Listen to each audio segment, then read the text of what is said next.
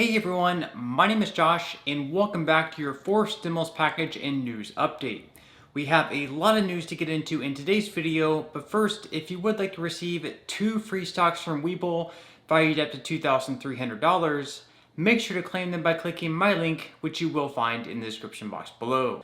Okay, so even though the House is expected to go home early for their Thanksgiving recess on Friday, it looks like they may instead be staying until Saturday. Per House Speaker Nancy Pelosi, she's willing to stay until they're able to get the Build Back Better bill passed through. On Monday, the Congressional Budget Office announced it would release the total price tag for the tax and spending package at some point on Friday of this week. This is what moderate Democrats, led by Josh Geinheimer, are looking for. As long as the total price tag matches up with the estimates by the White House, they'll go ahead and vote on the overall package.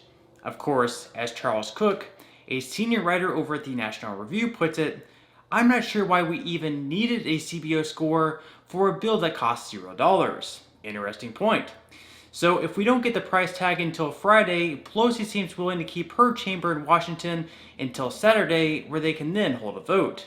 Of course, they still hold out hope they'll be able to get an estimate on Thursday or earlier on Friday. That way, they can hold a vote before the weekend begins. Once the bill passes through the House, we'll most likely not see the Senate take up the bill until some point in early December. As far as this week goes in the Senate, we can plan on senators to meet up with the parliamentarian where they plan on debating key issues. In these key issues, they'll be debating on whether or not they meet the standards of the Byrd Rule. Basically, if they meet the standards, the measures can remain in the bill. If they don't, they'll need to be removed. Then, in the Senate, they'll continue on with the vote-a-rama, where lawmakers will be given the opportunity to offer an unlimited amount of amendments. Before they hold a vote on the bill in the Senate, we can expect the bill to change quite a bit. After all, Joe Manchin said the Senate bill will be quite a bit different than the bill they end up passing in the House. Yesterday, the Senate Majority Leader Chuck Schumer said he would like to pass the Build Back Better bill by Christmas.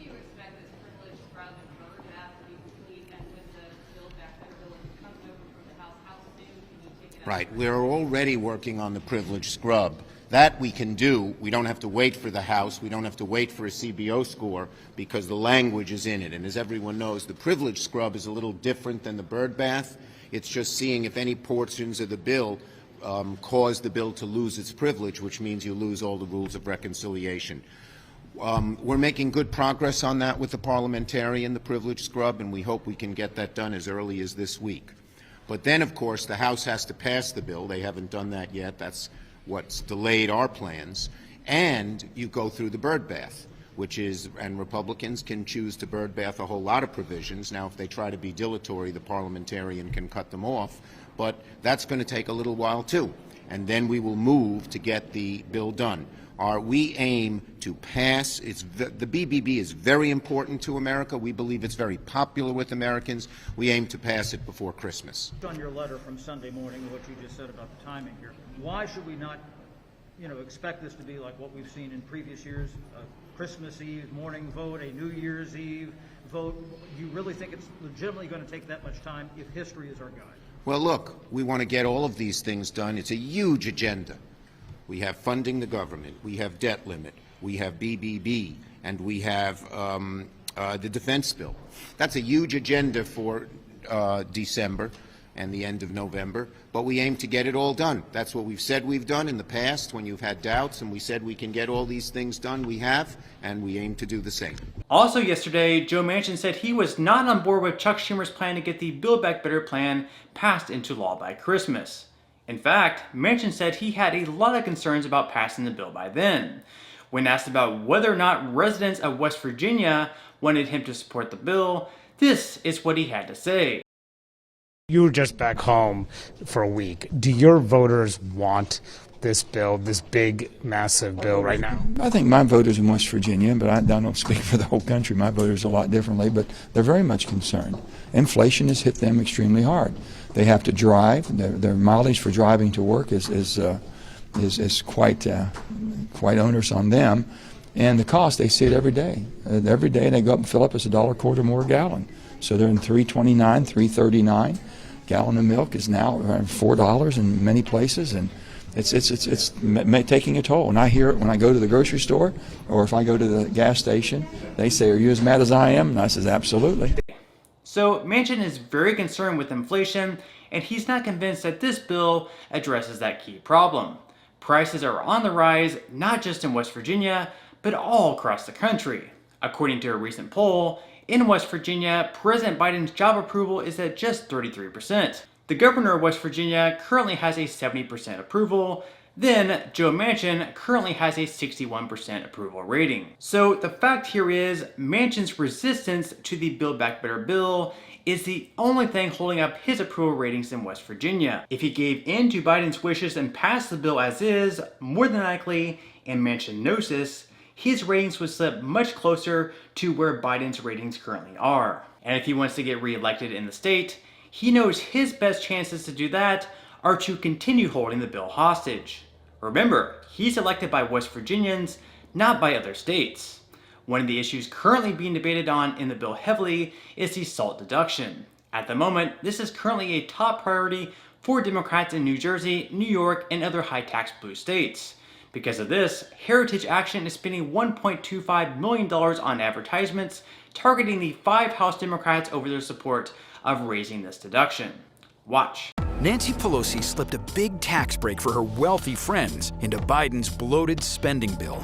The rich get tax breaks on their Hamptons beach houses and Malibu mansions, and you pay the bill. With crushing taxes on small businesses and skyrocketing inflation, raising prices for gas and groceries.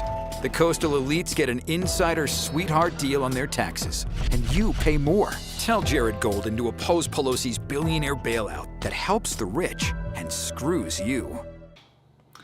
Other deadlines fast approaching is another possible government shutdown in just about 2 weeks on December 3rd. Democrats will need to extend government funding by then, whether that's just on a temporary basis or perhaps a more permanent solution.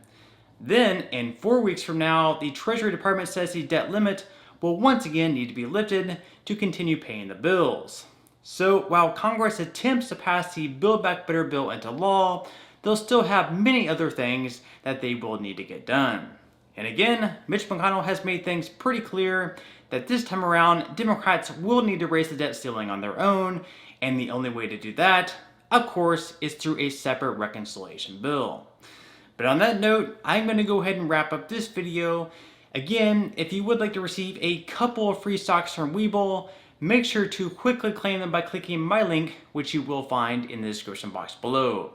To receive the first stock, you will need to fully open an account. Then to receive the second free stock, which will be valued up to $2,000, you'll need to make a qualifying deposit of at least $5.